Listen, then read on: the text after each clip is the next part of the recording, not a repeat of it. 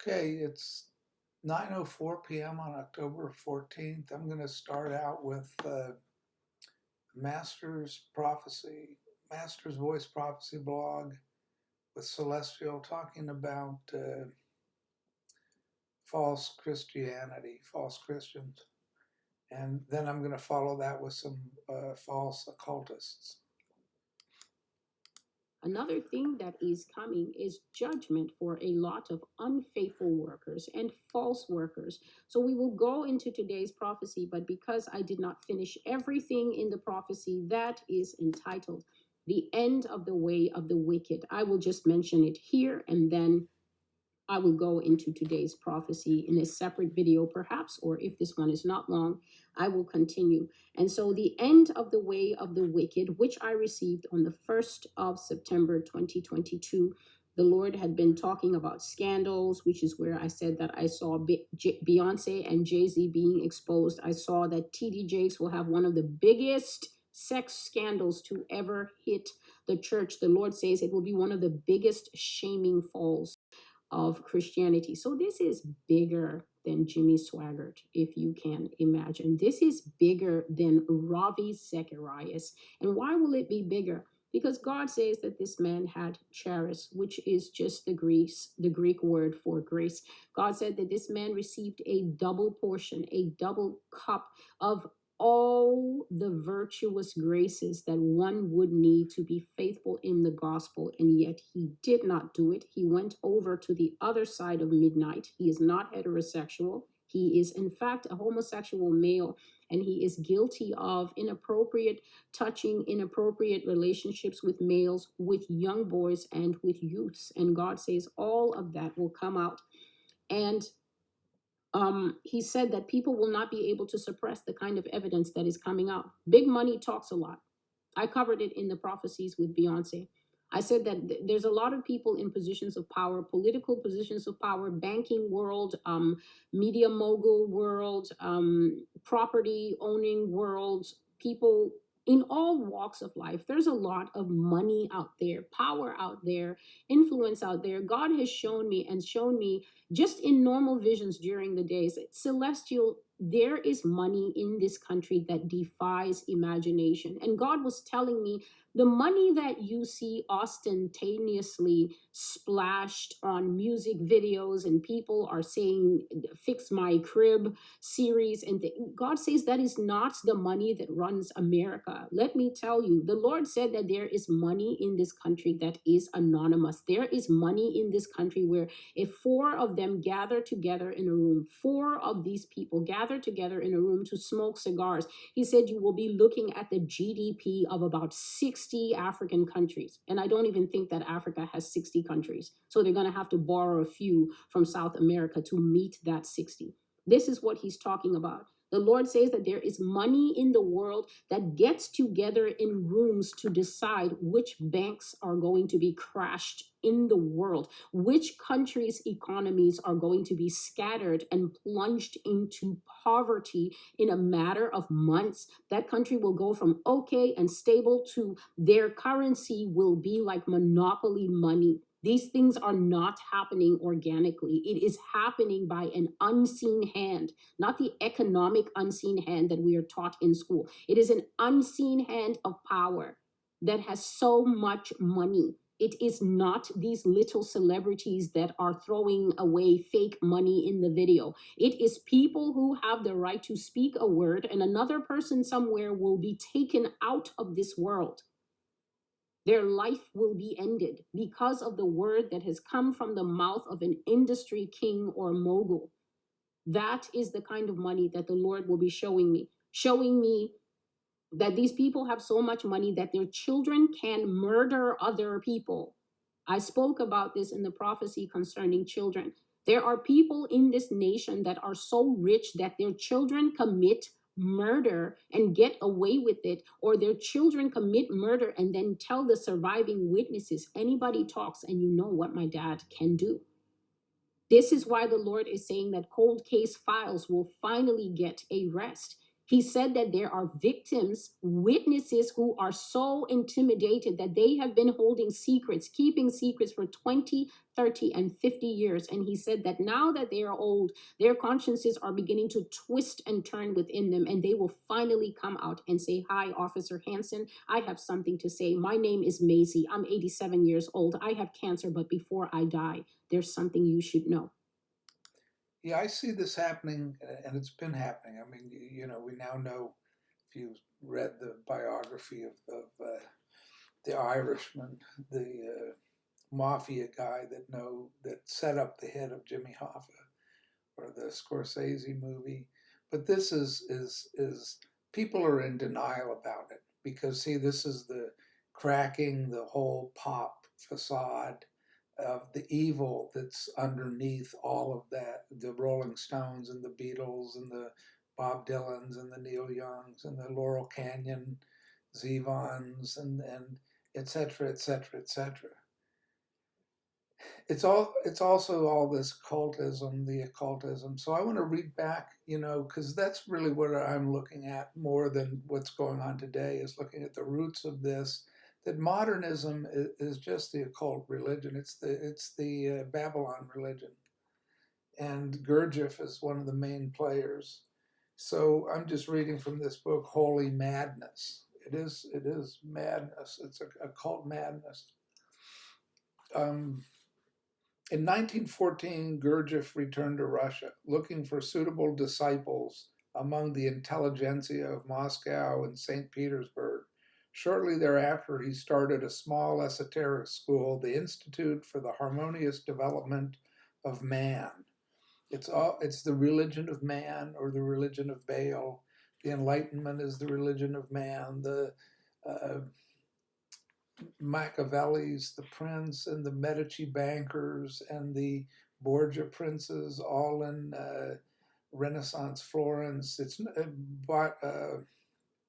Boccaccio, Rabelais, the so-called humanist, humanist meaning the overthrow of God as the measure of all things, and substituting man and science in place of God. So speaking of which, this school of Gurdjieff's was in a chateau near Fontainebleau, France, under the protection of the eminent French mathematician Jules Henri Poincaré. The strange man from Russia quickly attracted well-known students from Europe and the United States. Among them were architect Frank Lloyd Wright, painter Georgia O'Keeffe, author J.B. Priestley, physiologist Moshe Feldenkrais, physicist John G. Bennett, a student also of Einstein, the British literary critic A.R. Orage, and the eminent writers Aldous Huxley and Arthur Koestler. And they all branch off into, Huxley into California when he's there under Krishnamurti and whoever I forget the full name of the Hindu guru. One of Vivekananda and Yogananda and whoever is the Bhagavad Gita guy. This is the book also, Dawn of Magic, goes into this, the Lewis Powell's book, and this is in 60s France and Paris.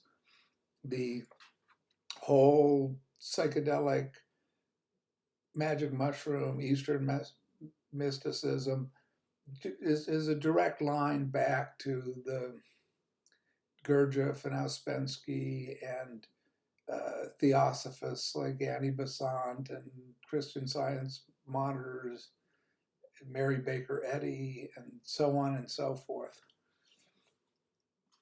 In Powell's Dawn of Magic, it says he scattered his secrets to the wind and went so far as to choose confusion. He allowed the good and the bad to run their course together with an increasing contempt for the consequences and a deliberate bias towards the negative side of his work. That's what it is. It's the dark side. Nietzsche said, "I must put up a fence around my doctrine to keep out the swine." thus spake Zarathustra, and Nietzsche is a Zoroastrian, and the prophet Mani, who descends from Zoroaster. So that's the the constant thread in what I'm saying is that these nihilists or atheists or Crowleyite black magicians, that they're religions. They aren't, and they're political philosophies, so-called, quote unquote, that are really satanic religions because Marx was a Satanist, Engels was a Satanist, Lenin was a Satanist. It's all part of the overall descent into madness of Edgar Allan Poe and the decadence like Van Gogh and Gauguin and Cezanne and Color of Kandinsky and the Italian futurists, who were fascists, incidentally. Marinetti in the First World War, somewhere around 1917, 1916, 1918. The Cabaret Voltaire was open for all of a year. Marinetti was one of the avant-garde artists who wrote this manifesto of futurism. A couple years later, he co-authored the Manifesto of Fascism.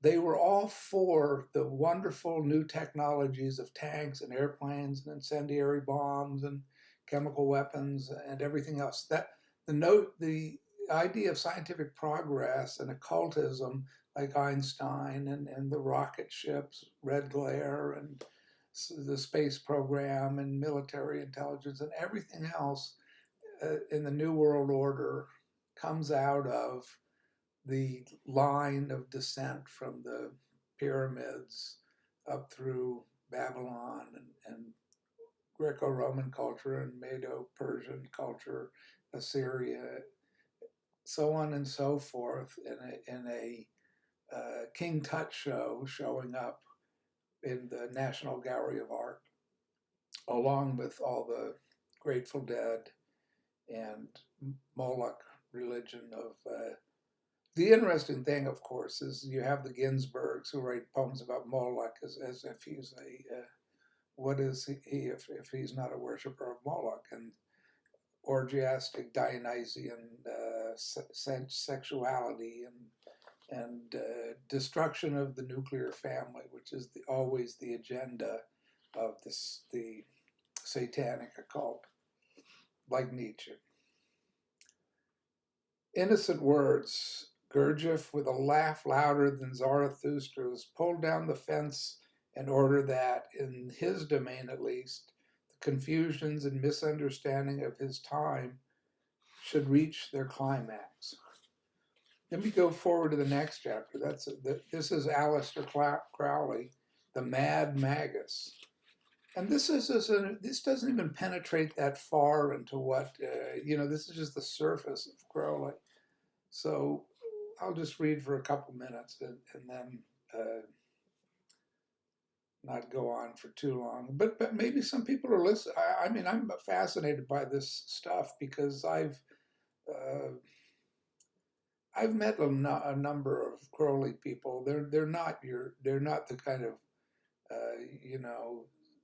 Jimmy Page is not a nice guy, and Kenneth Anger is not a nice guy, any nicer than Bobby Beausoleil, his best pal, or the Church of Satan, or Charlie Manson, or any of the adoration of Warhol and Crowley and Kenneth Anger and David Bowie, as if John Lennon, they're all occultists. They all have Aleister Crowley or Oscar Wilde, the Freemason, or all the other groups of Freemason on the Sgt. Pepper's album.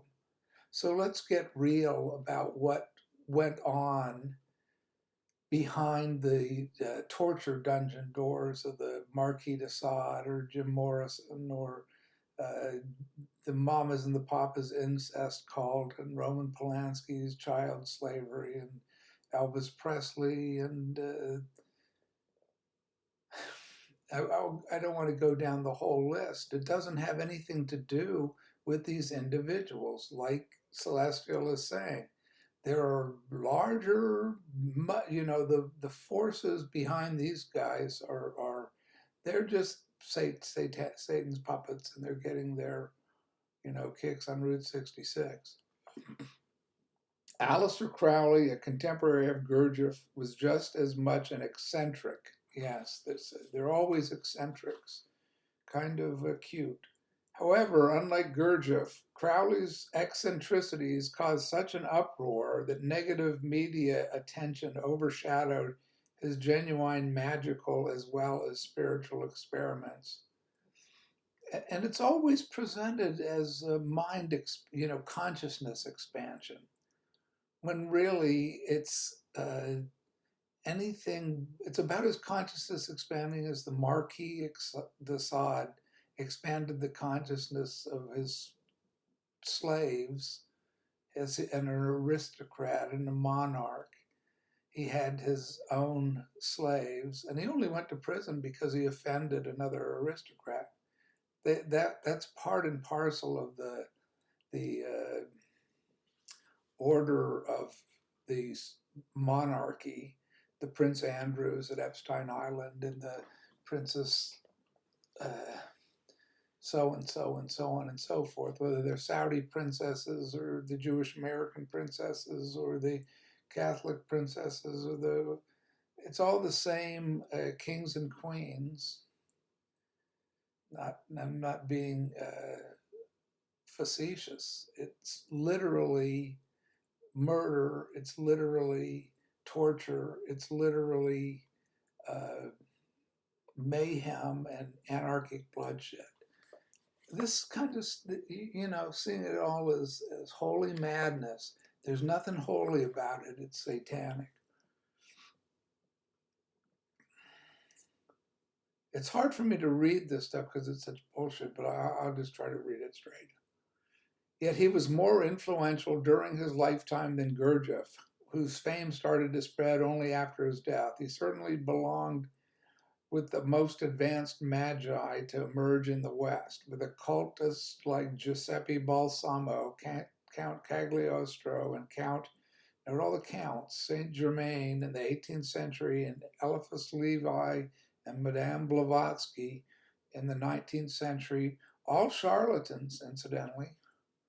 There's a whole book on Madame Blavatsky and her charlatanism. The reasons for Crowley's notoriety were undoubtedly his voracious, promiscuous sexuality, his liberal advocacy of drugs, his declared antinomian, Tantra-like philosophy, and that's the Tantra philosophy of Osho after Bhagwan Sri Rajneesh. And these people were involved with assassinating each other and trying to assassinate a district attorney and almost killing people in a political election in the small town of Antelope, Oregon, where they were taking it over for their own nefarious capitalist purposes, power mad and power driven, with their fleet of Rolls Royces and Learjets and everything else. What I'm trying to balance is this notion of the Kenneth Copelands and the right-wing Christians are corrupt charlatans. Yeah, and flip to the other side of the coin, and you've got the matching pairs of charlatans and demented, satanic individuals, putting it all under the heading of this is cosmic enlightenment, spiritual enlightenment. The reason for Crowley's notoriety, the life of this magus is a tragicomedy where I don't see the comedy in it, of great proportions, which can only be appreciated by very few connoisseurs. Yeah, the connoisseurs of the Man Ray, Marcel Duchamp, Bugsy Siegel, Mickey Cohen, Los Angeles of gangsters and Hollywood assassins and murderers and various capitalist robber barons and the Illuminati of Switzerland around the Hadron Collider. And we're right on the verge of the second coming of Christ, the second coming of the Messiah. So, stay aware of what side you're going to be on when this SHTF event occurs that everybody knows is occurring. It's just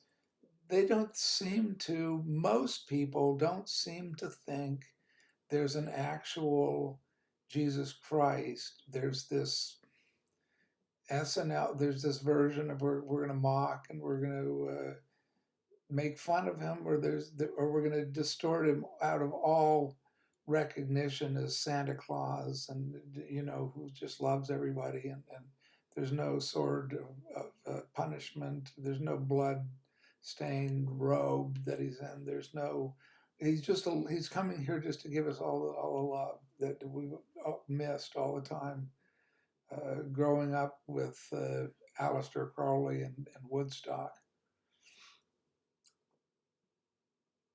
Israel Regardie, who served as Crowley's secretary for several years until 1934, offered a different verdict, however, despite the fact that he too broke with his mentor, as did all who valued their health and sanity. According to him, Crowley had considerable greatness as a teacher and writer. If I had to describe him in only one phrase, I'd say he was a Victorian hippie. Precisely, just like Brian Jones and Keith Richards and Jimi Hendrix and Eric Clapton and Cream and Jimmy Page and Led Zeppelin and Ozzy Osbourne and et cetera, would be Victorian hippies. And the Victorian hippies would also be Princess Margaret out on her own sex slave island. And Jeffrey Epstein, he'd be a Victorian hippie, and Ghislaine Maxwell. But until they, time changed to the Victorian hippies of the disco scene with Madonna, and then the Victorian hippies of Lady Gaga, and then Cardi B, the Victorian hippies. In a way, here's where Crowley was born in 1875. He later came to consider himself a reincarnation of Levi and also of Count Cagliostro before him, both truly outstanding magi in the history of Western occultism. And they've brought us so much, joy and peace and enlightenment. He was brought up as one of the Plymouth Brethren, a Christian fundamentalist sect founded in 1830. By the age of 11, he had succumbed to his fascination with the dark powers. It was his outraged mother who first called him the Beast, an appellation he unhesitatingly adopted. He in turn regarded his mother as a brainless bigot. That's how you honor your mother and father when you're an anti-Christian and an antichrist. In a way, my mother was insane in the sense that, unlike her son, in the sense that all people are who have watertight compartments to the brain and hold with equal passion incompatible ideas and hold them apart lest their meeting should destroy both.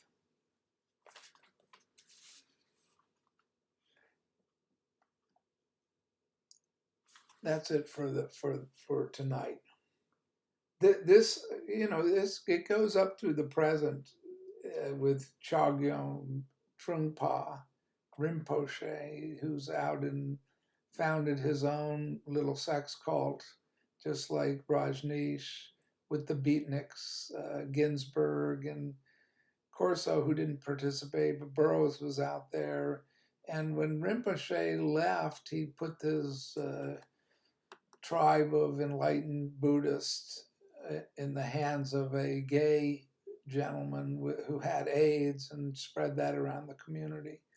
So this is like a very curious form, in my estimation, the Keith Richards, Bob Dylan, Neil Young spirituality, which is make war, because all of these people, curiously enough, have seen no problem when Hillary Clinton and Barack Obama and Joe Biden are waging heavy peace with Henry Kissinger. I was watching some of it, Charlie Rose, Mr. Come to the Door, undressed or whatever his sex scandal story was that's disappeared, or wherever he is, in a madhouse. I don't know. It's interesting how the Dianne Feinsteins get shipped off to the loony bin out of the blue. She's got Alzheimer's, but we didn't notice it until Joe Biden has Alzheimer's, and Nancy Pelosi is seeming a little out of it with her husband driving his car, his Porsche, into I don't know, was it a shopping mall? You can't keep up with the dissolute, money mad plutocracy or oligarchy or kleptocracy. And they're always pointing at the other oligarchs and the other madmen, like Zelensky is pointing at Putin, but nobody's pointing at Zelensky. Nobody's pointing at the U.S. invading Haiti, of all things, yesterday. Was it? And why are we invading Haiti? Oh, well, the people there didn't like the puppet regime that we installed after assassinating their elected leader. Oh, is that us? I don't know. We don't do that kind of thing. But it snap your fingers and it's off the charts. The same thing with the history of the Russian-Ukraine war, and the fact that Ukraine is committing war crimes against the people in the Donetsk and lobbying for 6, 7, 8 years, killing civilians, or like the Balkan Wars or anything else. We pick a side and then we sanitize that side. And you look at the Arab sheiks. I mean, one minute the left is chastising them for murdering a journalist. The next minute Biden's in fist bumping and begging for oil. And then when they side with Putin, you're back to the script of their evil dictators and tyrants. When we're using their oil and allied with them economically, then they're the most loving, gentle people on earth. We have alliances that change overnight, but somehow people don't know what they wore the day before. It's really astounding to me, the level of duplicity that the New York Times, the Washington Post, or MSNBC, or Fox, or Forbes, or whatever these worldly publications are, that can. I don't know if I ever saw or heard the truth on NPR. I think I'd go into a state of shock. I listened to it just inadvertently because I'm listening to classical music on WETA. So it comes on, and I just like. Plus, they're like teenagers or something that don't have any idea. They're nowhere near the front line, of course, and all they're interviewing is spokespeople for the Zelensky disinformation propaganda ministry. The last thing anybody will do is take an objective journalistic position, because they'd be fired the next day. They're just running whatever the party line is. But that's been going on for decades. It's pretty strange, from my point of view, to see this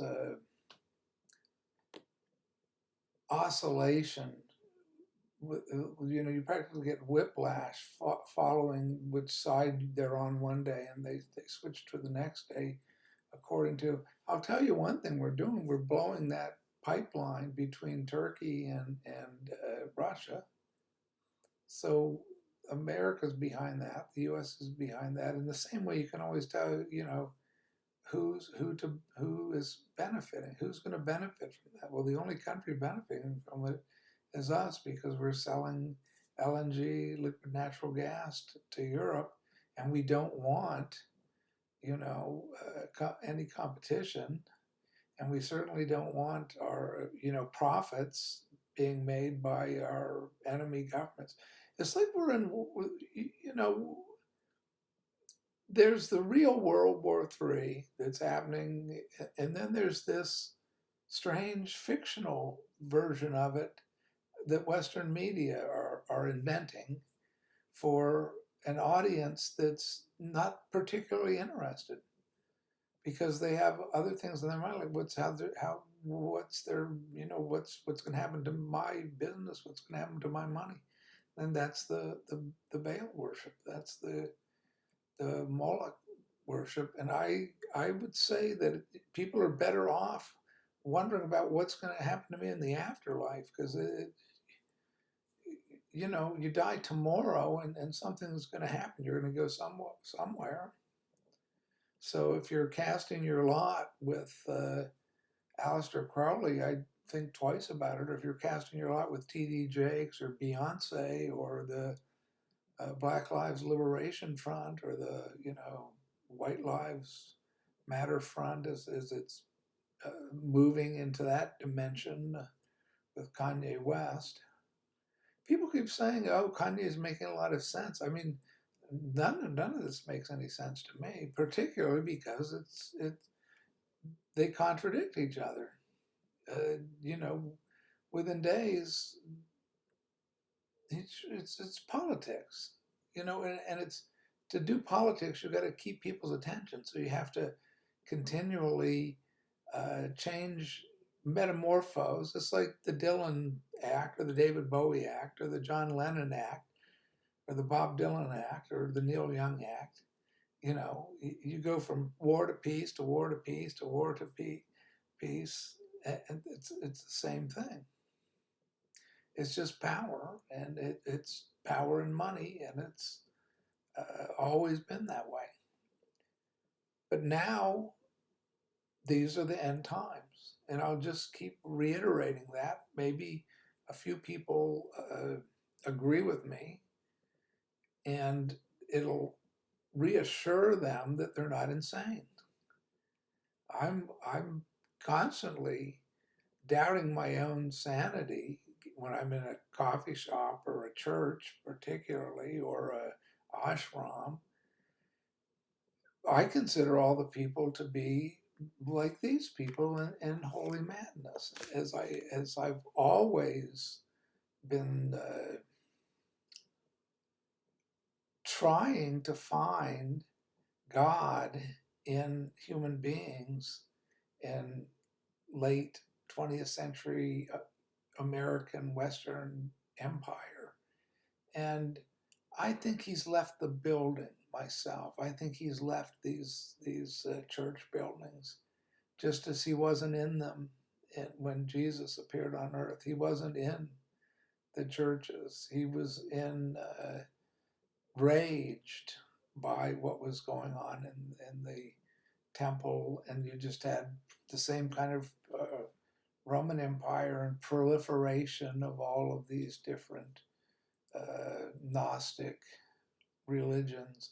And the people at the times had no idea who he was, or could have cared, not have